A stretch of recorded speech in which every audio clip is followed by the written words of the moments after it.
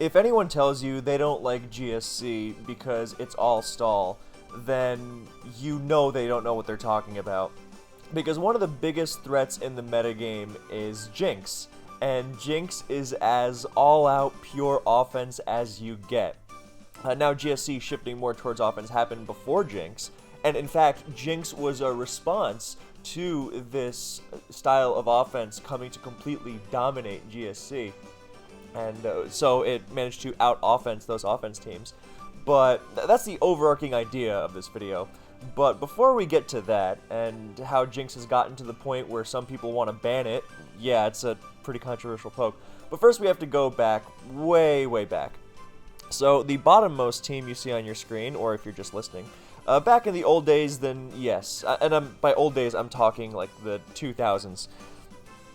In GSC's current gen prime, even pre-gen 3, then GSC was really, really stallish. Just because it's a natural response when all the Pokemon are so bulky by virtue of max EVs and leftovers now, and there aren't that many high base power attacks and limited move pools, limited pool of Pokemon, all that stuff. So it's very easy to just throw on a bunch of bulky Pokemon and be okay at taking opposing attacks. So we won't go through a whole GSC history lesson, in this video at least, but the basic idea is that you had obviously your Snorlax, because it defeats everything, and then you have your Raikou Skarmory special physical walling core. Raikou Skarmory was the original Skarm Bliss, because Bliss is good in GSC, but it was usually thought of as more specialized than Raikou, which is so good because it's also fast and an offensive threat in its own right. But yeah, they're a great walling duo. They cover physical and special stuff. And then Miltank used to be really popular because Heal Bell is great in a metagame with so much resting. And then Suicune, another unkillable all-purpose wall. And then, of course, you have your spikes and your spin, so it could be Cloyster, it could be Fortress. Now, there were a lot of variants of this type of stall. I mean, some teams didn't use spikes. They would just use Starmie to spin instead. And you could also, obviously, use Fortress over Cloyster if you wanted for spikes. And you could also mix it up with the Miltank slot. You could use something that was a better Firelax answer, so you didn't lose to Belly Drum, Firelax. So a Rock or Ghost type, so T-Tar, Rhydon, Mischievous. And you could also mix in stuff like Umbreon. But point being, overall, it was a very slow-paced metagame back then. So the only time it's really valid for someone to complain about GSC being all stall is if they played in like the early mid-2000s and they haven't played since, and that's all they remember. You had some variations on more aggressive teams, like you see here with the Marowak setup. Then that was about slowing the game down until you had an opportunity to break through the opposing defensive team with your Belly Drum Snorlax as well as your SD Marowak. So you really had two huge threats instead of one, because most GSC stall was not about PP stalling everything until you won or someone went insane. It was really about just slowing the game down to the point where Snorlax could safely use Belly Drum. And because that is, if set up correctly, then that is the most dangerous Pokemon in the tier.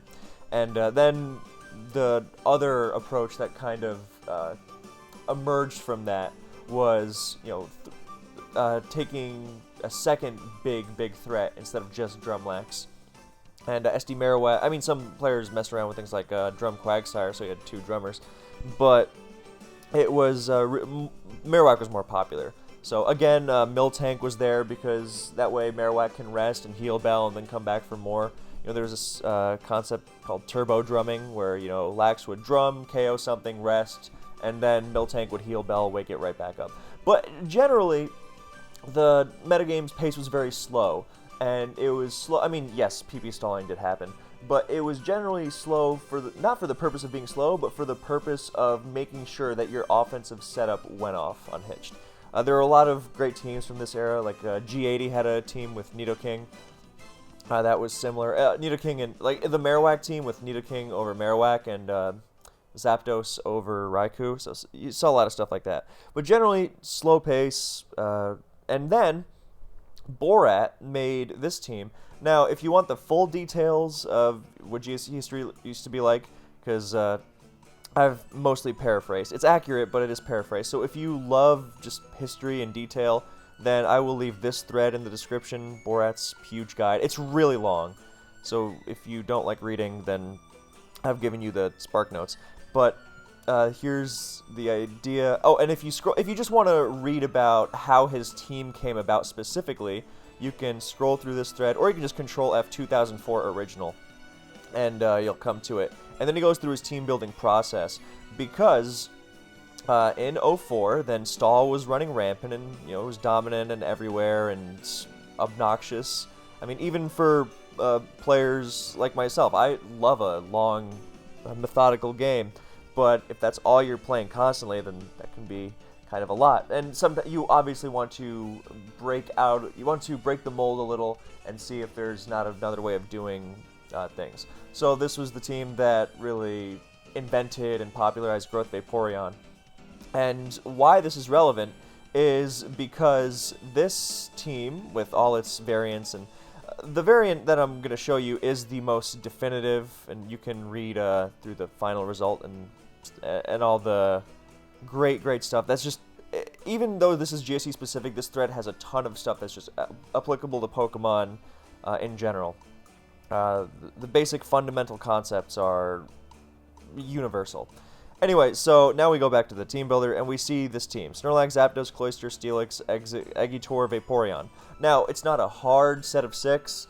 Like, you could mix and match a lot of things. The core 5 of this, I mean, even though it was built around Growth Vaporeon, the core 5 of Snorlax, Zapdos, Cloyster, Steelix, Exeggutor became the new Big 5, as it came to be known. So the basic idea was that the first 5 were so good that you could pretty much stick anything in the last slot. Anything offensive, generally. You wouldn't want to slow the game down with a Miltank on this team, for example. But you could throw in Gengar, you could throw in Raikou, you could throw in Machamp. That was a really popular one. Pretty much whatever you wanted, as long as it had some, reason and synergy to it. So, the reason why this team erupted, or this team style erupted, was because it really created and popularized the idea of bait explosion, which seems, very obvious now for those of us who have been around past gens for a long time.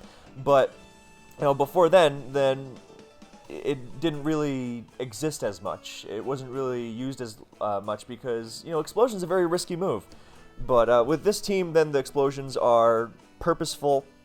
I mean, it seems simple, but you had to start somewhere. I mean, this is the team that started the EQ Roar Boom Cursed Steelix, specifically to only get have its coverage walled by Skarmory on stall team, so you can roar out everything else and then +6 and then boom on the Skarm. So there's a lot of automatic offensive defensive synergy on this team, and that's why it flows so well in game, which is a very important concept. It's easy to make switches between these Pokemon and instantly exert a lot of offensive pressure in return. Because this is not like a hyper-offense team that doesn't switch. You have to be able to be flexible and switch around a lot. And this set of 5, Lax through Eggy on the screen, is really good at that. And the last Vaporeon itself is a huge threat to stall, one of the biggest, but you can throw in so many things there and do similarly well. And they naturally, now I'm not going to say, had a matchup advantage against these stall teams, because if there's any gen where team matchup is overblown, it's GSC. Simply because it really is, this is one of the reasons why GSC is such a highly regarded metagame in terms of skill. It's because matchup, yes, there are always going to be advantages and disadvantages in one way or another, but it's nothing that you can't overcome by playing well. But what it does do is it gives you the tools to beat these teams offensively, which was previously kind of a crazy concept, simply because the combination of Raikou and Skarm, or Raikou and Suicune alone, they walled so much stuff, and then you pair them together and they seemed almost unbreakable. But this team, with its synergy alongside spikes and the bait explosions and the setup sweeping from Growth Vaporeon, and the status dished out by Zap and Eggy, then it turned offense into this combined systematic attack, which had a lot of flexibility. It wasn't rigid. It had a lot of options, and it was always threatening. So this style of team, it becomes pretty easy to play if you don't think about it too hard, because at its core it's just, get up the spikes and boom, and then something's going to win. If you're trying to clear the game for Vaporeon or Zapdos or Machamp or whatever. Vaporeon's a particularly good explosion abuser because none of its counters resist normal. So if you get a boom off on a Vaporeon target, it's probably going down. It's obviously not that simple, but that's the basic idea. So this style of team becomes really popular and completely dominates GSC for let's say more than the first half of the 2010s. Like when GSC came to SPL, and which had its first rendition in 2010, and then kept getting played more and more, then the metagame moved more and more in that direction, and eventually, a couple years in, then it had become the standard to the point where it was just referred to as the explosion team or the boom team. The standard GSC team had shifted from some stall to this style of offense, which is why if you've been playing GSC in the last 7 years ish, that's when people were actually starting to complain, oh, this metagame is too offensive for my taste. I want to bring down Celebi and Ho-Oh. I want to slow the game down. I want Drumlax to be the most dominant set because it requires the most skill. Stuff like that. So I can't begin to stress just how outdated a GSC as all-stall mindset is.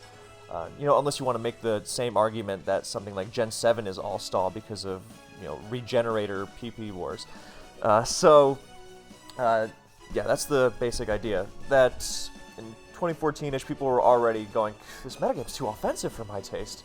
Early 2015, people were going, oh, do we re-ban Hidden Power on Zapdos and Raikou? Is it too over-centralizing? That was its own thing. That's an entirely separate video. But yeah, I can't stress enough just how dominant and omnipresent this style was in the metagame. It was everyone's go-to team. Whenever a new player was picking up GSC, they just start playing with this team, and it's very intuitive. The aggressive style makes it more in tune with the offensive sensibilities of players who had played, later gens. Like if you're coming in from Gen 5 and you like spamming Draco Meteors and close combats and rain-boosted Hydro Pumps and stuff like that, then, you come to GSC and you can just fire off Zapdos Thunders with spikes down. You're like, hey, this makes sense. And obviously you learn the other styles as you go along, but it's a great beginner team, and it's a great team even when you know what you're doing. That's why it saw so much usage among the best players in the big tournaments in SPL. And that was kind of the complaint, that boom teams were dumbing the game down, which I don't think is fully accurate, but I get the sentiment for sure, because it's so simple to use, it becomes dominant, and then there's that whole thing about the anti-metagame becoming the metagame, which the Vaporeon team, or the boom team rather, is a perfect example of. To give another example, Heatran used to be considered the anti-metagame Pokemon in DPP. Then Latias and Salamence were banned, and I realized that that's not the exact same thing, because those are artificial changes rather than natural progressions. But even before the Dragons were banned, then Heatran had gone from anti-metagame to just being like a huge part of the metagame in its many different guises. So, and that's generally a good rule of thumb across metagames. What starts out as anti-metagame, which is, by the way, an archaic phrase that only people from my super old generation like to use. I haven't heard a new player use it, ever, in, something close to a decade. Anyway, so what was anti-metagame, if it really is good, then it will stick around and then become the metagame. Like Clefable in DPP, perfect example. That started out as a response to the metagame, and then it stuck around because it's genuinely good. So, yeah, the anti-metagame, the stall-breaking offensive team with all the explosions and maybe the Vaporeons, then it became the metagame. It became the go-to. It became dominant. It was used by good players and new players alike, and it always had a lot of success because it's just fundamentally solid. You know, a decade after its conception, it was still dominating. As the core ideas, yes, new ideas come about in old metagames all the time, but at the end of the day, Zapdos is still Zapdos. So, anyway, so now we get to Jynx. So it's starting around 2013, 2014, this is where this whole, GSC is actually way more offensive. Yes, you're going to have two stall teams run into each other sometimes and have 700 turn games, but that's not happening regularly.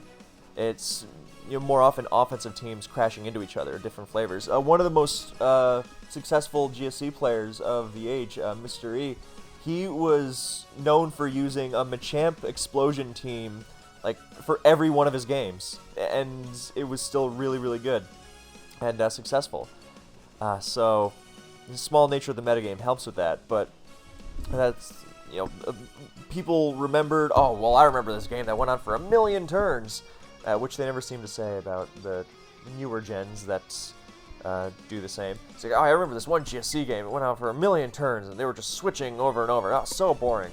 And then they don't remember all the games which far outnumber those stall wars that were actually just offensive smashes. Anyway, so this GSC offense dominance, or this boom team with the 6th filler, it goes on for a while, and there's people are saying, change GSC, do something about it.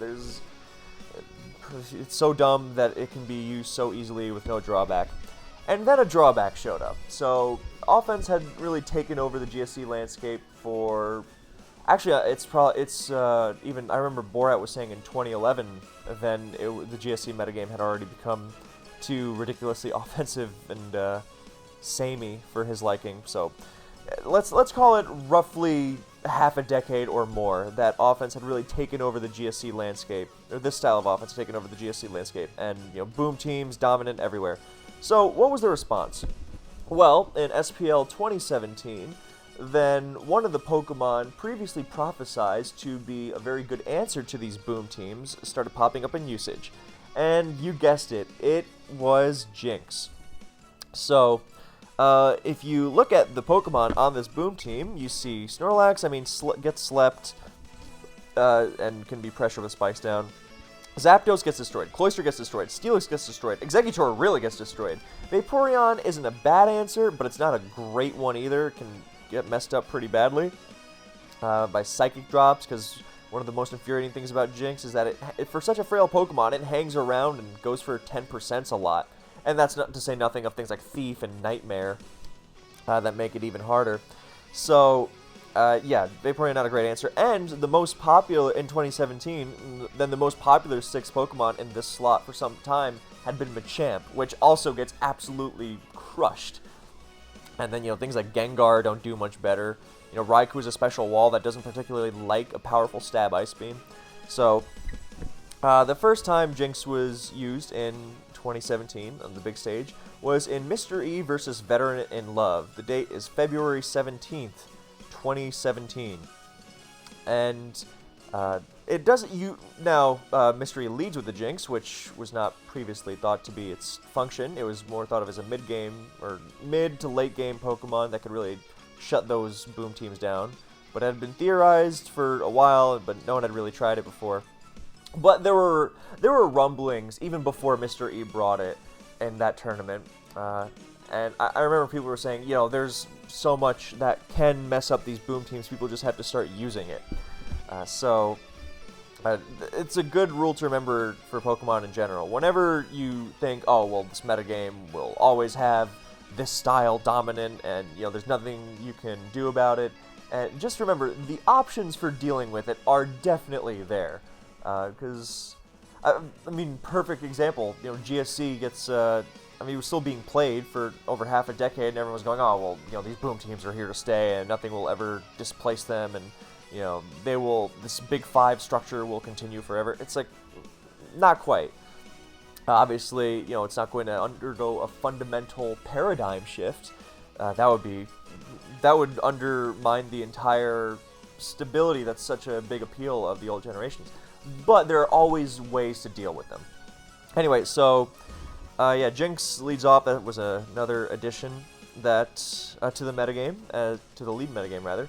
So now Mystery does not get the matchup he was looking for here, because Vil winds up running a very kind of weird experimental stall team, which I appreciate. But yeah, this Mr. E's running another thing that Mr. E also used to say, which is very true, is that a lot of the boom teams in GSC, they were boom teams just because boom is such a great offensive move in a fairly limited offensive metagame, and a lot of the best Pokemon run boom. Because it's just a good addition, like Gengar, Lix, Eggy, and yeah, of course they do that. So yeah, so Vil is running. So the fear with Jynx was, number one, it's frail, which of course doesn't matter too much when you're facing offense because it has a great speed tier. And it also, the other fear was that it's not going to do anything to stall. And now you see here, I mean, even when it's taking that EQ and Suicune is walling it, then it's always, one crit or Spadef drop or freeze, and suddenly you are in a world of pain against Jynx. And Mr. E's innovation was to use Dream Eater, which is stronger than Psychic, and gets Jynx some health back, so it's even harder to wear down. So in this match, you see how much of a pain Jynx can be even against defense, and that is why Jynx has persisted. Because you would think that, oh, if Jynx pops up in popularity and dominates offense, then isn't Stall just going to come back? And, well, Jynx is not a one-trick pony. It definitely annoys defense a lot as well, in conjunction with its teammates, obviously. I mean, Zapdos is a huge threat to defensive teams as well, even though in a vacuum it's walled by things like Raikou and Blissey. So it's the team effort that Jynx is a part of that makes it so threatening, and Jynx definitely threatens to rip open those teams really, really well. So then you have Clam Cloyster laying the spikes and being threatening. So anyway, point being that this was the first use of Jynx, and it's actually a massive pain, as it even is just persisting in in harassing Vil's team. Sorry, I'm just gathering my thoughts. So, and somehow he allowed. I guess he couldn't. Even though Mystery lost his spikes, then Jynx is still, with the combined offensive effort from its teammates, and winds up winning the game. So then, February 26, 2017. So 9 days later, yours truly. So, bragging doesn't come naturally to me, but I certainly don't mind it. No, this was an idea that I had been throwing around with my buddy Case, who had been helping me out with GSC, because I didn't really play it super seriously prior to this tournament, and then I picked it up for this tournament. And we were throwing around a lot of ideas on how to stop none other than those boom teams. So, Mystery bringing Jynx didn't really inspire it, but especially because he was using Dream Eater, and I wound up bringing. I was tossing up between Sub and Nightmare. I still think Nightmare is better overall because of the amount of rest, but Sub definitely gives you a sense of security. And it can definitely push a game over the edge. I personally think that Sub Jynx is just overkill, and most games that you win with Sub Jynx are pretty much won already. But that's another debate. So anyway, I brought Jynx against Mr. 378, who was known for using a lot of the Big Five boom offensive teams, and Jynx obviously shines in that matchup. But even outside of it, then it does not. It is far from useless, as you saw in the Mr. E game. Anyway, so we're not going to be going over this game because stuff happens, and I think 378 was using an offensive team built by Ojama. And yeah, I mean, see, here you have Zapdos, Machamp, so Jynx is just loving it, and Eggy, there's another one. So I probably could have gone to Jynx on that Psychic in retrospect, but yeah, instead our eggs go down together. Yeah, I guess I was afraid of Stun Spore or something. Yeah, gotta be more aggressive with the Jynx to get the most out of it. Could have had myself a big advantage. But, you know, far from the worst thing that could happen. Anyway, so stuff happens. Lax and Machamp and Double Edge and Thunder with spikes. And I'm just waiting for the Jynx to pop up. But you see, even, like I've said in my DPP Ubers videos, you know, one game may be a good example of something, but even if it doesn't work out precisely as you imagined, then you still can see why something would be good. Like, you don't need the Jynx to come out in this game to see, oh my god, look at how, you know, threatened that team is by Jynx. It's ridiculous. So, Machamp, Snorlax. This was also the world debut of Rapid Spin Roar Golem, which I'm also very proud of. But that's another video, the Rise of Golem. Anyway, so blah blah Roar, and I switched to Jynx, and 378 figured out that, so he thundered my Jynx on the Switch. This is not actually a great showcase of Jynx, because I switched it into a Thunder just to preserve my Lax, which does not have Rest. But, yeah, you see here how, actually it's a great example of Jynx, because it gets a freeze. Thunder is an unfavorable roll to KO Jynx through lefties, but, you know, still, obviously, that was helpful. Anyway, here, so I use Sub, and that really wound up not being that useful, but, yeah, and the last was Vaporeon. Even though this was the kind of, because when you see this style now, then you, wow, alright, let me rethink what I'm saying. You generally, this has become like the new Big Five, and a year later, actually I should look up that game too, because I played 378 again. So, the old Big Five we remember as having Steelix and Eggy, and now the new Big Five wound up being Spin Golem over Steelix, and then a Jynx, and then the Exeggutor slot wound up being the flexible one. Yeah, let me find that one. And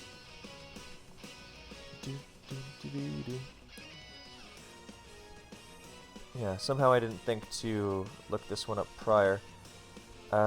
But here it is. Okay.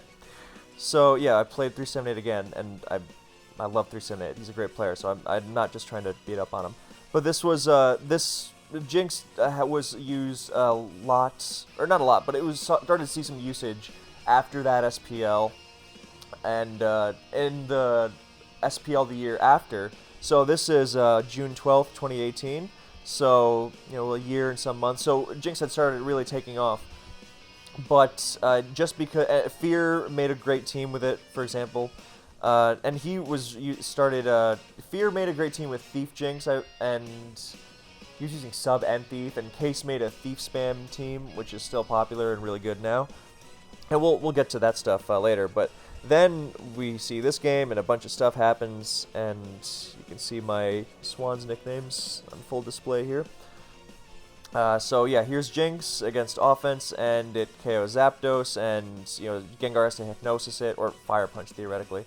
And then there's the Golem, so yeah, stuff happens, and yeah, so this set of 6 used in this game has become like the new Big 6 or Big 5. Like, it's the Lax, Cloy, Zapdos, Jynx, Golem, and then the last can be a lot of things. But a lot of people default to Gengar because it gives you spin blocking as well.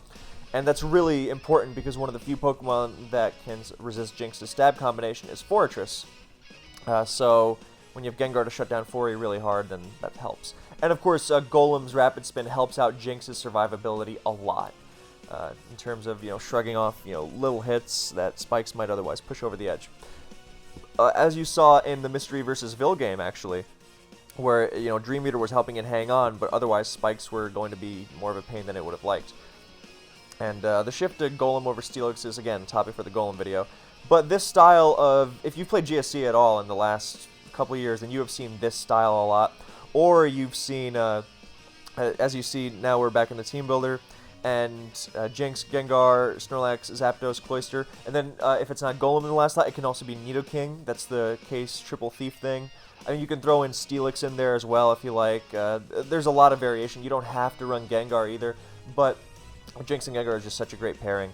So, that has become GSC offense nowadays. It's become the standard GSC team in a lot of ways because there's just so much variation to it.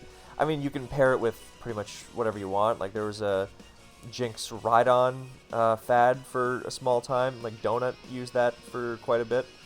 And yeah, so Jynx itself, let's explore what it does.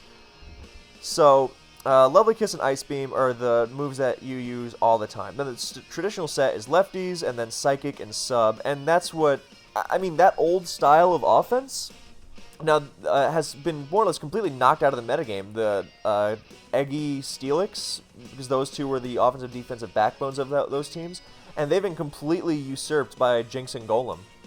And there's a reason why Jynx and Golem are now genuine OU Pokemon. Jynx was not always an OU Pokemon, as you see here. We had to make that change a couple years ago. It used to be BL. So, yeah, Jynx, Lovely Kiss, Ice Beam, Psychic Sub, the traditional set.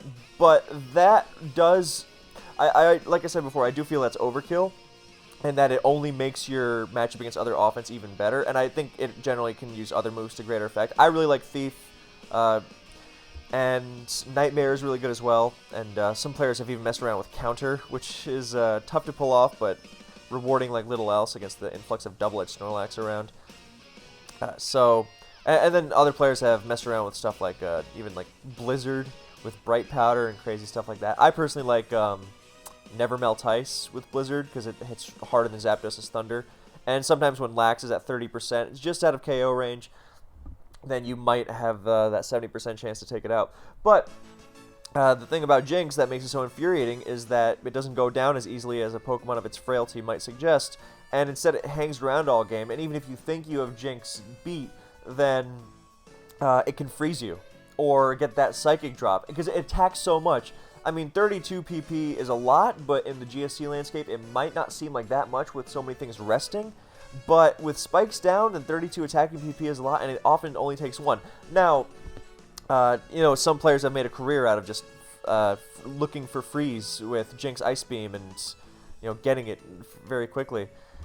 So, now, what I like about Jynx's impact is that it really pushed GSC forward, you know, started its evolution into the more diverse, creative metagame we see today. I'm not going to say it was stagnant before, but the pace of its evolution was definitely more staggered. So the thing that I don't like about Jynx is that I feel, and I'm not alone in this, is that it's encouraged a lot of players to just do nothing but look for the luck.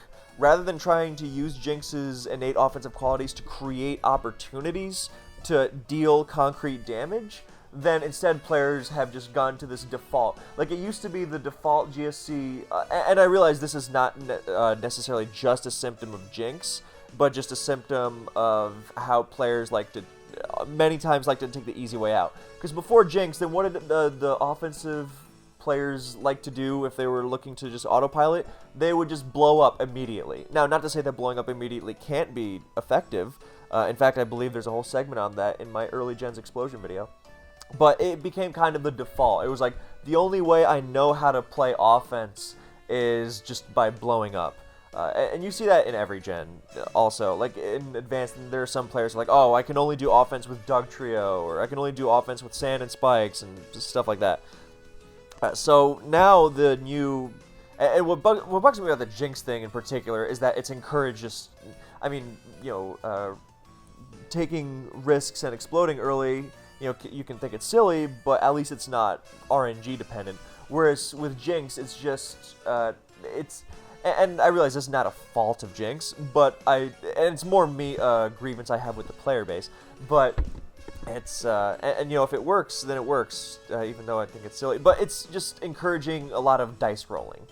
And I realize I sound very bitter, but I think Jynx is a great offensive Pokemon in its own right, and that when you, but this is Pokemon in general, like, think about all the players who don't need to try to flinch things out from full with Jirachi Ironhead, but do it anyway, and sometimes get rewarded because Pokemon can be silly. And I'll stop there before I go on a whole rant about how we need our tournament structures to accommodate this more, so the things even out over a larger sample size. But it's, you know, very relevant in GSC. that most of the time, statistically, you are not going to be rewarded just for, because Jynx is not a bulky Pokemon, so you're not going to be rewarded for going fishing all day. Now, if you can position yourself to where you're getting a ton of opportunities to fish all game long, that's something else. If you are constantly double switching Jynx in and firing off those Ice Beams, firing off those Psychics, looking for that one, if you just need one crit or drop or freeze over a long game, that's something else. I mean, that's just probability management. That's Pokemon. So that's not what I'm talking about. What I'm talking about is more the, oh, well, I'm just going to go fishing because, that's just the default move, and I'll probably get it, and then, it might work. So there have definitely been some calls to ban Jynx, unironically, and I gotta say, sometimes I feel similarly. It is a very frustrating Pokemon to play against because it gives your opponent that opportunity to just, go fishing. And it's not just Jynx, obviously. That's why it's such a good pair with Gengar, because Gengar is also a very efficient freeze fisher. Fun fact about Jynx. Its popularity was not the only thing that contributed to GSC reinstating Freeze Claws a couple years ago, but it certainly helped, because a lot of players were suddenly going, alright, well, if there's no Freeze Claws, I'm just going to throw Ice moves, or Freeze moves, rather, on as many Pokemon as I can, and just freeze your entire team. And then we realize, okay, that's stupid. We don't care if it technically breaks cart mechanics. It's for the good of the metagame, so thank goodness. If you Jynx, Jynx and GSC without Freeze Claws is the biggest nightmare ever, because you think, oh, double freeze doesn't happen, and then it happens twice in 4 turns, and you're just like, why? So yeah, Jynx has definitely pushed GSC forward in many, many, many ways. So, I think that honestly covers pretty much everything, because if you go look up modern GSC replays, then it's everywhere, it's standard, it's like Clefable and DPP. It used to be this like lower tier niche pick, and now it's just become a huge part of the metagame. And, I mean, a lot of players, like Jynx and Gengar are such a great pair, so you have a lot of freeze potential without even explicitly trying for it a lot. But, yeah, and especially when you have a Nidoking on alongside them. But yeah, Jynx, very good and dominant and tough to... I mean, you can definitely be punished for using Jynx as well. Like, I remember a couple series where M-Dragon was fighting some Jynxes, and he just had a team with Umbreon and Starmie, and Jynx got like 2 or 3 freezes and a bunch of crits and drops, and M-Dragon still maneuvered around it. It's not like one drop will always, push the game out over the edge. GSC doesn't fall apart that quickly, but it often can in the hands of a good player who's... It's not like you're trying to solo entire teams with Jynx. That would be absurd. But it can very easily push the game... it can easily wrest control of the game and run away with it. Here's a really big thing, actually. Before Jynx's popularity, then Rest Talk Snorlax was not every single Snorlax, pretty much. Now, I'm not saying it's every single Snorlax now, but it sure is a lot of them. And before it was, Curse, Rest, Coverage Move, occasional Drum, and then, mixed stuff. And now, if you're running an offense team, it almost feels obligatory to run Rest Talk Snorlax. Now, that also is a result of people continuously realizing just how absurd Zapdos is. And Jynx and Zapdos, great combination, obviously. But when you're running an offense team, your de facto special wall is going to be Snorlax. Because you're not going to run Snorlax plus second true special wall. The closest you're going to get is Raikou, which can definitely help, of course. But and that lends you some flexibility. But if you don't have a Raikou or something like a Vaporeon, then many players feel you're pretty much obligated to run some form of Rest Talk Snorlax, lest you be completely obliterated by Jynx, because your special wall just gets slept and then forced out by the teammate Machamp. Oh yeah, Jynx is a great partner with Machamp. Or to Machamp, rather. And then your special wall just gets... Especially because sleep in GSC is really long. It's 1 to 6 turns, which is obscene. So yeah, if you just go for a long sleep, then Jynx is just going to potentially rip you apart if your Snorlax can't sleep talk and regain control of its sleep or threaten Jynx in its sleep. And you might think, oh, well, there's so much sleep talk in GSC. Yeah, but part of the reason why Jynx became so good and so popular is the default sleep talker on offense is Zapdos. And Zapdos wants no part of Jynx's Ice Beams. So, yeah, not and even on stall, then that's where you have bulkier things like Suicune, and that's where things like Nightmare and Thief come into play, because suddenly Jynx becomes disruptive even against the defensive answers to it. There's very little way to truly be safe against Jynx. I mean, even now, if you have a team of like Blissey and Starmie, one of those really bulky things, then yeah, you're probably going to be alright. But it can still be disruptive because it's still thieving something, and that lack of leftovers opens up a hole for one of its other offensive teammates to exploit, or Jynx itself with double switches with spikes down. And when there's no leftovers, then those Pokemon have to manually heal. They have to use Recover or Soft Boiled, and that gives you a free switch rather than them being able to freely go for an attack and harass your switch in. So yeah, Jynx is an offensive force beyond just going for its 10% and its 6% crits. So yeah, Jynx, for better and for worse, has really influenced and shaped modern GSC, and it's really pushed it out of its previous mold, and helped usher in a new era of evolution. So for that, I'm very grateful, and I'm very proud to have played a part in it. Although I am not going to take credit for Jynx. Obviously, I wasn't even the first to use it in that SPL, and then a lot of other players did a lot of things with it as well. But I'm happy to have played my part, at least. So, but yeah, credits to all those other guys, like especially Fear. Fear did so much good stuff with Jynx that I could dedicate my own video to that. But I think I would prefer to leave that kind of thing for like a player exploration deep dive sort of thing. So, I think that's pretty much all I wanted to cover.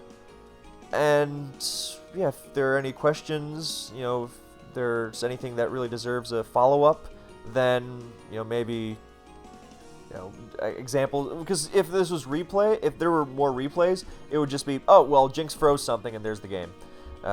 So waiting for Jynx to get that freeze, and that's why you got to be aggressive even when you're running a defensive team, because if you're running a defensive team and you let Jynx over and over, then you're really, I'm not saying you're asking for it, but you're really increasing your risk. So that's why you gotta get out in front, even when you're going bulky. Yeah, the dumb stuff is when Jynx has like 1 or 2 turns to get a freeze or a crit or a drop, and it gets it. That's the silly stuff. But if you can prolong your Jynx assault over the course of the game, then you're really working for it, as opposed to just getting bailed. Anyway, that's gonna be it from me for this one. So thank you guys so much for watching. I hope this has been informative.